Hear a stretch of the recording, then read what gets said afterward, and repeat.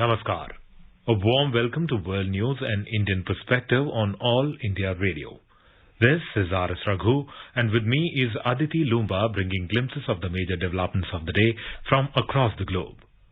Over the next half an hour, we shall bring you the latest from the world of politics, economy, sports, entertainment, and more. The headlines.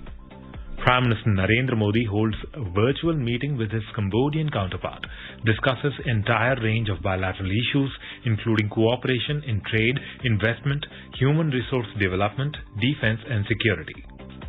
President Ramnath Kovind departs for St. Vincent and the Grenadines after concluding his Jamaica visit. Russia expels 24 Italian and 27 Spanish diplomats in response to expulsion of Russian diplomats over Ukraine conflict. Sweden and Finland to jointly submit their applications to join NATO. US President Joe Biden to host Finnish President and Swedish Prime Minister for talks on their NATO membership. India Pavilion inaugurated by Information and Broadcasting Minister Anurag Thakur at Cannes Film Festival. Major soaps announced to promote shooting of foreign films in India. India approves amendments to national policy on biofuels to become energy dependent by 2047. India's Nikhat Zareen storms into final of 52 kg category at Women's World Boxing Championships in Istanbul. And in IPL cricket, Lucknow Super Giants set a victory target of 211 runs before Kolkata Knight Riders at D.Y. Patil Stadium in Navi Mumbai.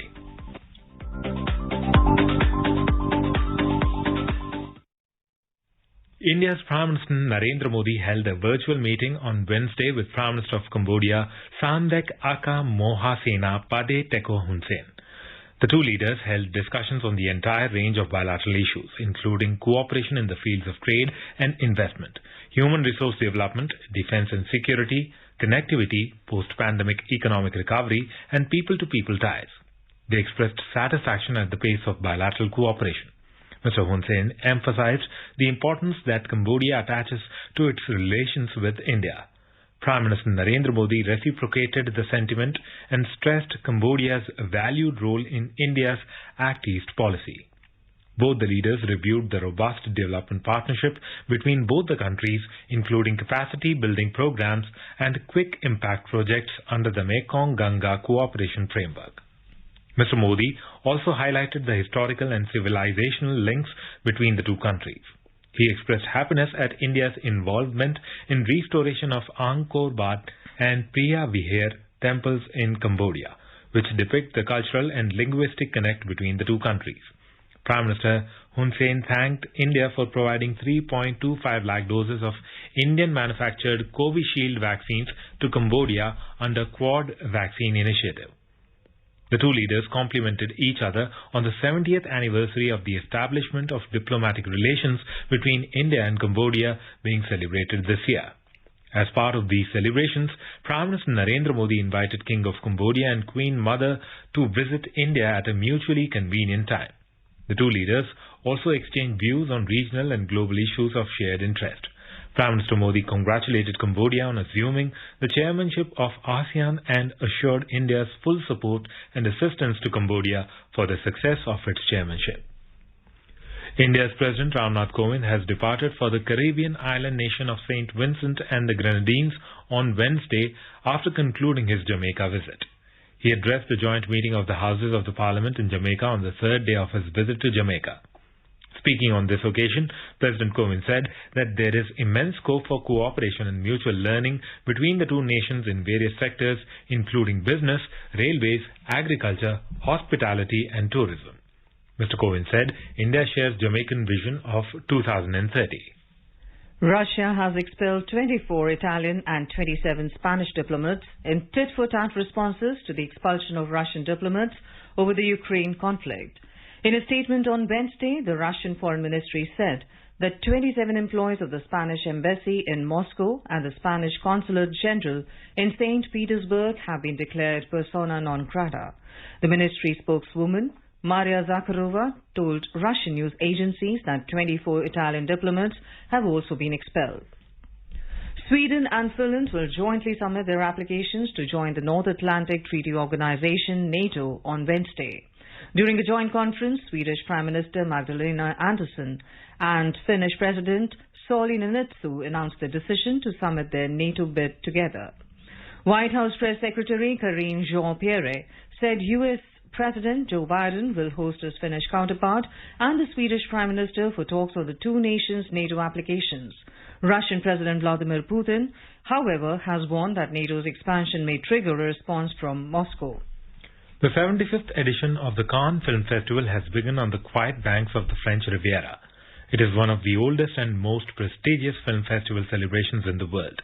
Being a part of it is like a dream come true for the celebrities associated with the film world. India is at the center of attraction for Marché du films this year. India is introducing to audiences across the globe with its cinematic excellence, technological prowess, rich culture and splendid heritage of storytelling. India and France are celebrating the 75th year of their diplomatic relations.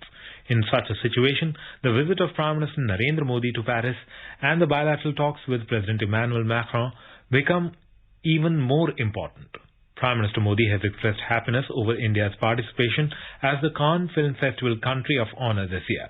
He said that this is happening at a time when India is celebrating 75th anniversary of its independence, 75th anniversary of Cannes Film Festival and 75 years of Indo-French diplomatic relations. Information and Broadcasting Minister Anurag Thakur inaugurated the India Pavilion at Cannes Film Market Marché du Film, with an aim to make India a favorite destination for foreign filmmakers. He unveiled two schemes to incentivize shooting of foreign films and foreign co-productions with India. In today's Hotspot section, we bring you a special program, India at Cannes Film Festival.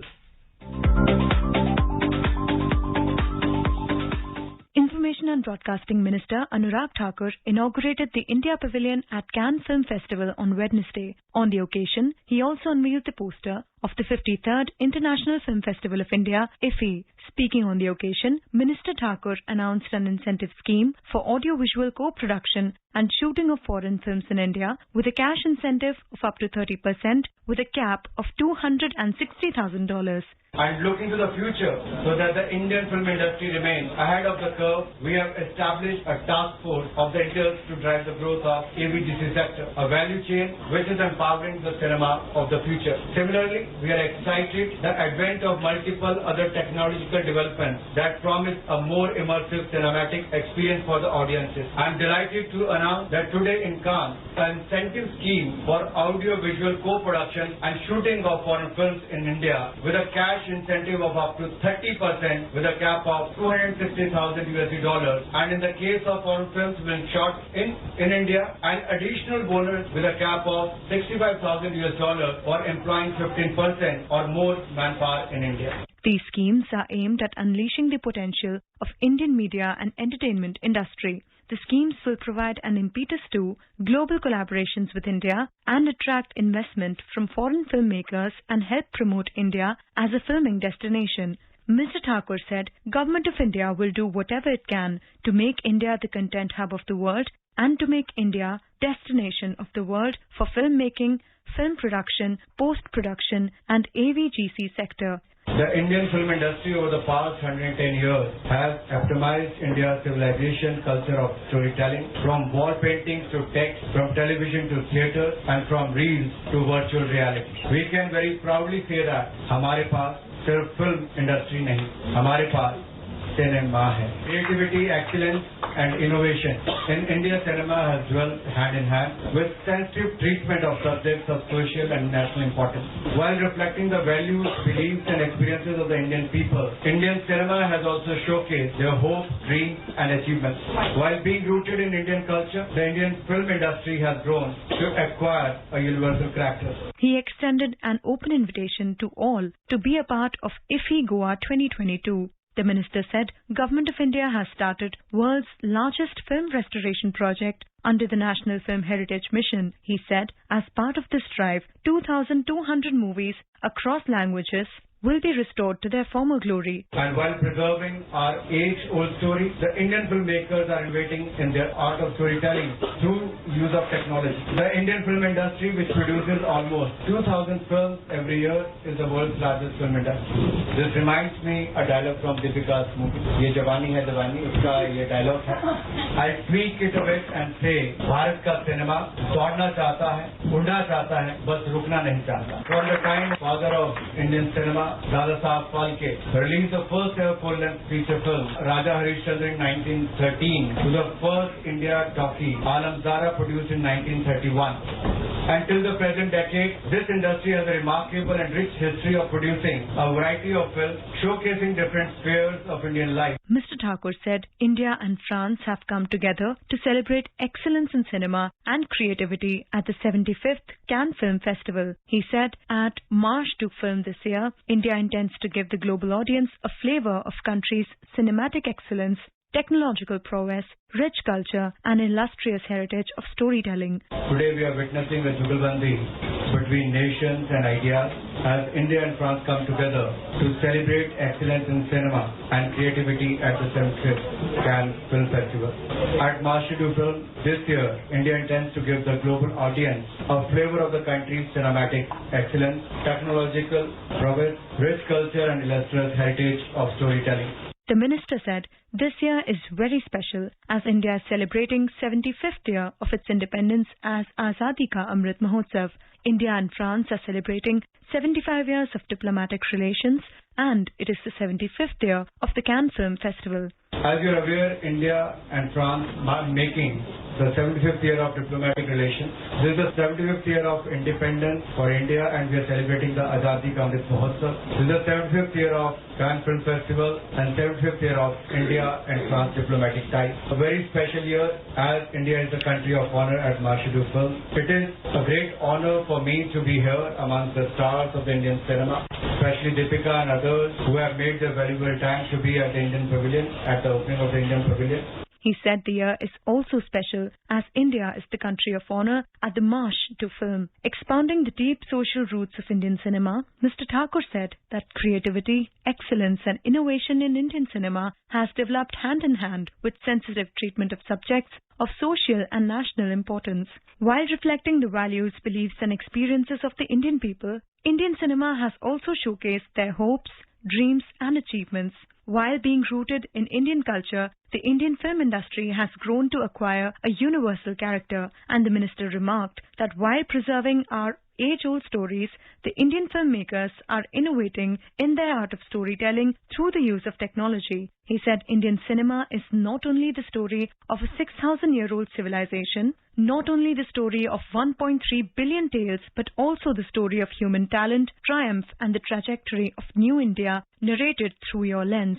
Indian cinema is undergoing a paradigm shift as over the last few years, the streaming revolution has taken the country by storm and the popularity of digital or OTT platforms has changed how films are created, distributed and consumed. Consumers of global and Indian cinema have more choice than ever before. Speaking on the occasion, actor Ms. Tamanna Bhatia said that India has contributed to the global film industry for many years and now, in the 75th year of its independence, the partnering of Cannes Film Festival with India is truly iconic. Well, I feel that, back in the day there was this opinion that in Cannes you have very niche kind of movies that would be showcased, not your commercial mainstream which we see in our countries individually wherever. But I feel like that line is slowly getting blurred. If you see from a large perspective, a film like Parasite, which was from here, then eventually went to win in the Academy Awards. And so I feel like, that line between what was supposed to be, artistic cinema and what's actually commercially palatable, that's slowly blurring down. And, Cannes is actually showcasing what we all want to see all over the world. Actor Nawazuddin Siddiqui added to the sentiment, saying that India is a land of many stories and these stories from grassroots are worthy of global prominence. हमारी country में बहुत stories हैं जो बहुत local हैं लेकिन global level पे बहुत वर्क कर सकती हैं वो, क्योंकि हर जगह पे एक स्टोरी है हमारे यहाँ पे. वो यहाँ पे आके बहुत अप्रिशिएट हुई, अवार्ड भी मिले और दूसरे फेस्टिवल्स में भी अवार्ड मिले. Actor Deepika Padukone commented that this was a proud moment that India was the country in spotlight at Cannes on the 75th anniversary of independence, adding that Indian cinema is at the cusp of greatness and this achievement at Cannes is only a beginning. मैं बहुत गर्व महसूस feel कर रही हूँ क्योंकि it's the 75th year of Cannes, but it's also 75 years of India, and to have India as the spotlight country and to be a part of the jury and to be actually, I wouldn't say judging, but to actually be experiencing some of the best cinema in the world has been an incredible journey, and I'm truly grateful for that. We have a long way to go as a country. Film director Shekhar Kapoor said India was a land of stories and now Indian culture will become a predominant culture in cinema as the West plateaus. Chairperson of the Central Board of Film Certification and lyricist poet Prasoon Joshi said that filmmaking needs to become so easy a process that budding filmmakers from the smallest of towns feel empowered to turn their vision into reality. This is a special year because India is a country of honor, and the government and also all the filmmakers together, we can see, have taken it pretty seriously. And we are looking forward to having very fruitful discussion, whether it is at an industry level or at the partnership level between different bodies. I consider India a storyteller's country. Not now, in ancient India also. Katha is a very, very important part of our culture. Whether it is at home, whether it's a storytelling by grandparents to children, or in the society where you have congregations and your storytelling is a very important part of it. So I think the next era can belong to India, especially in terms of global ideas coming out of India.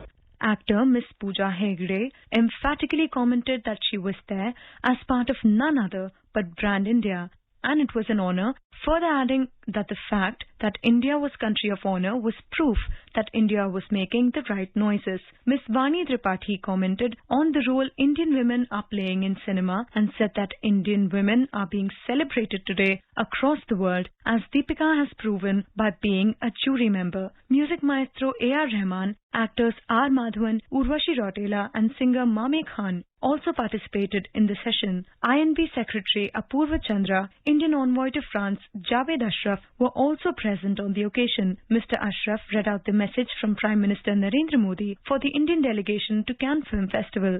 Addressing the audience, he further said that Indian cinema has made the world know India better. The Indian cinema is a critical aspect of the expanding soft power of India in the world. This is Ramya for World News.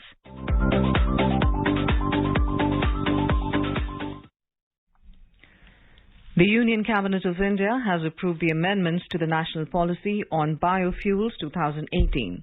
The amendments are intended to allow more feedstocks for production of biofuels, advance the ethanol blending target of 20% blending of ethanol in petrol, and promote the production of biofuels in the country.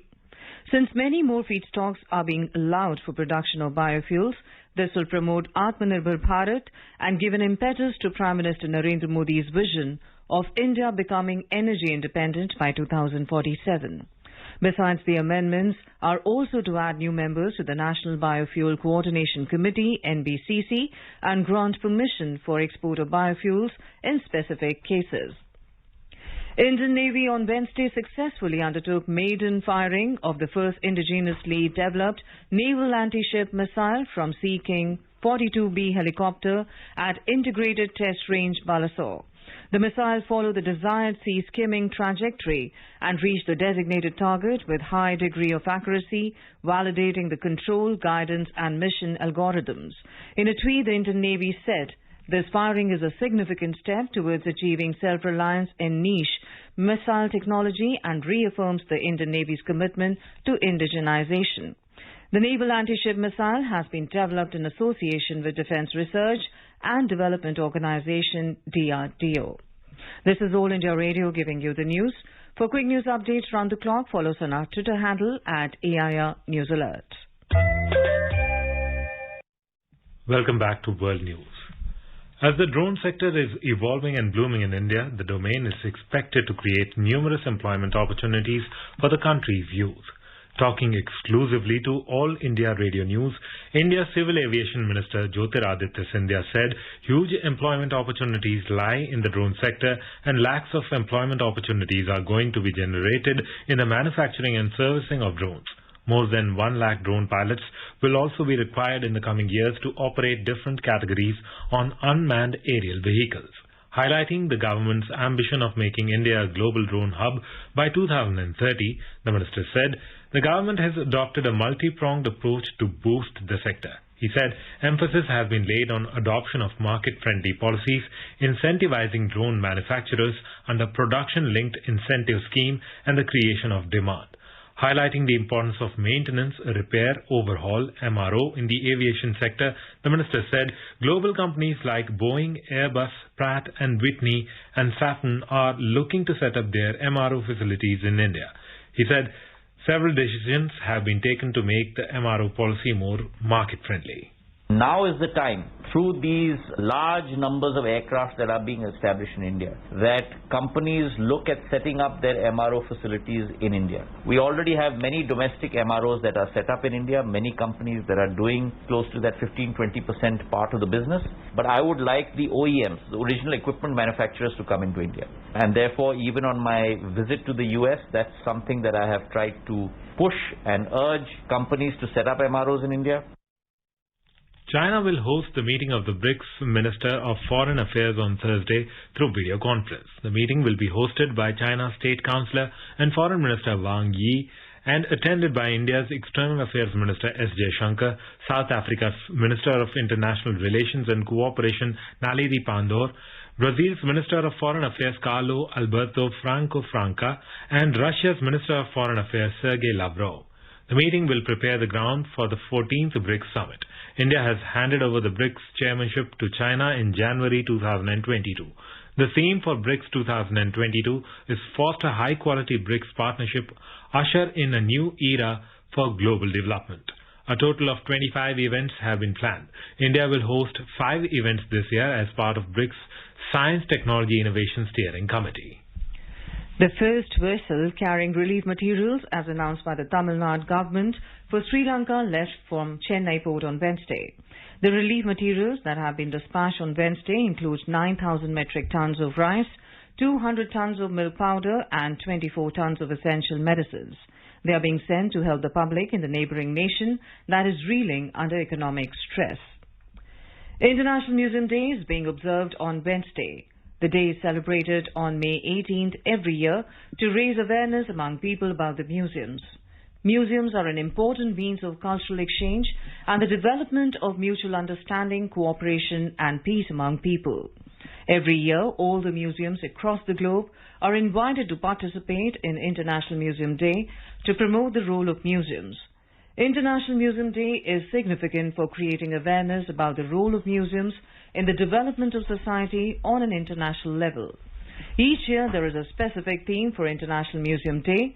This year's theme for International Museum Day is the power of museums. In IBA Women's World Boxing Championships, India's Nikhat Zareen has progressed to the 52 kg final in Istanbul, Turkey. Nikhat beat Brazilian Caroline de Almeida by a unanimous decision in the semi-final on Wednesday. In the summit clash, Nikhat will face Thailand's Rutamas Jitpong. However, other Indian pugilists Parveen and Manisha Maun finished their campaign with bronze medals. Parveen was defeated by Irish Amy Sarah Broadhurst in the 63 kg semi-final, while Manisha Maun lost to Italian Irma Testa in 57 kg semi-final this evening. The finals will be played on Thursday and Friday. In IPL cricket, Lucknow Super Giants have set a victory target of 211 runs before Kolkata Knight Riders at D.Y. Patil Stadium in Navi Mumbai. In reply, Kolkata Knight Riders were 145 for 5 in 16.1 overs when reports last came in.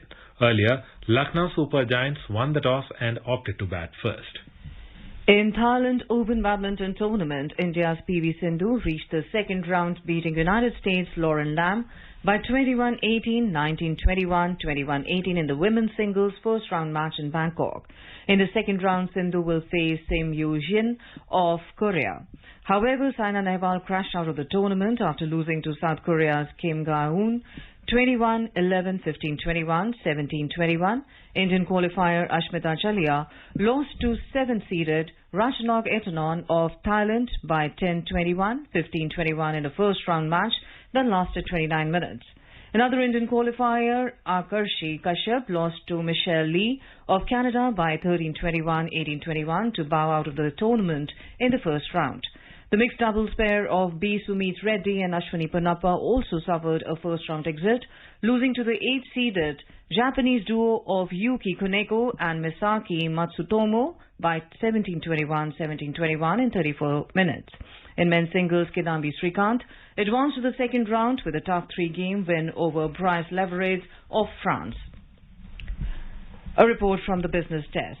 The Sensex fell 110 points or 0.20% to finish at 54,209, while the Nifty declined 19 points or 0.12% to settle at 16,240. At the global stock markets, a majority of the Asian stocks logged gains for the fourth straight session. Singapore's Straits Times ended 0.7% up, and Japan's Nikkei 225 gained 0.9%. Hong Kong's Hang Seng Index and South Korea's Kospi both rose 0.2%, while China's Shanghai Composite Index slipped 0.3%. European shares witnessed modest losses in intraday trade. Oil prices rose on expectations that easing COVID-19 restrictions in China will boost demand, and as supply concerns grew. The crude price rose around 2%. In intraday trade, Brent crude was trading at around $114 per barrel, and at the forex market, the rupee weakened 2 paise against the US dollar. The rupee closed at 77 rupees and 58 paise against the US currency. Gaurang Lal for World News, All India Radio. Now let us take a look at the major developments around the world as reported in the foreign press. Let's have a look at the press reports on China. Foreign policy writes, Xi's control of domestic politics has trapped Beijing over Ukraine. GT writes, India increases presence on Afghan issue by hosting SCO meeting, shows Asian consensus on security. Reuters reports that U.S. Treasury Secretary Janet Yellen has stepped up her criticism of China's economic and trade practices, calling on the United States and its allies in Europe to band together to challenge Beijing and diversify supply chains. Politico writes President Joe Biden is walking a nice edge over what to do with Trump-era tariffs on China, a decision his team must make in the coming weeks. Now let's have a look at the press reports on Nepal. The Kathmandu Post reports that Prime Minister Narendra Modi is the first Indian Prime Minister who visited Lumbini, the birthplace of Siddharth Gautam. The Kathmandu Post writes that Nepal's Gautam Buddha International Airport comes into operation. The Republica report says that Nepal's Prime Minister Sher Bahadur Deuba has urged India to provide additional air routes from Mahendranagar, Nepal, Gunj and Janakpur. Now let's have a look at the press reports on Balochistan. The Balochistan Post writes that at least 16 members of the Tehreek-e-Taliban Pakistan have been kidnapped in Afghanistan in an alleged attempt to force the group into negotiations with Pakistan. Now let's have a look at the press reports on Pakistan. The Pakistan Observer writes that Pakistan's Prime Minister Shehbaz Sharif has affirmed the government's firm resolve to fast-track China-Pakistan Economic Corridor projects during a telephone call with Chinese Premier Li Qiang on Monday. Now let's have a look at the press report on Bangladesh. Sylhet City and Sunamganj town in Bangladesh are reeling under flood as three major rivers, the Surma, Kushiara and Sariguin, are flowing above the danger mark due to heavy rainfall in the catchment areas in India, reports BSS. Commerce Minister Tipu Munshi has discounted the concern over wheat prices, saying that Bangladesh has enough stock of the food grain, reports UNB. And now a quick look at the headlines once again. Prime Minister Narendra Modi holds virtual meeting with his Cambodian counterpart, discusses entire range of bilateral issues, including cooperation in trade, investment, human resource development, defense and security. President Ramnath Kovind departs for St. Vincent and the Grenadines after concluding his Jamaica visit. Russia expels 24 Italian and 27 Spanish diplomats in response to expulsion of Russian diplomats over Ukraine conflict. Sweden and Finland to jointly submit their applications to join NATO. US President Joe Biden to host Finnish President and Swedish Prime Minister for talks on their NATO membership. Indian Pavilion inaugurated by Information and Broadcasting Minister Anurag Thakur at Cannes Film Festival. Major soaps announced to promote shooting of foreign films in India. India approves amendments to national policy on biofuels to become energy independent by 2047. India's Nikhat Zareen stormed into final of 52 kg category at Women's World Boxing Championship in Istanbul. And in IPL cricket, Lucknow Super Giants set a victory target of 211 runs before Kolkata Knight Riders at DY Patil Stadium in Navi Mumbai. And now, before we end, let us listen to Mahatma Gandhi's favorite bhajan Vaishnav Jan by artists from Togo.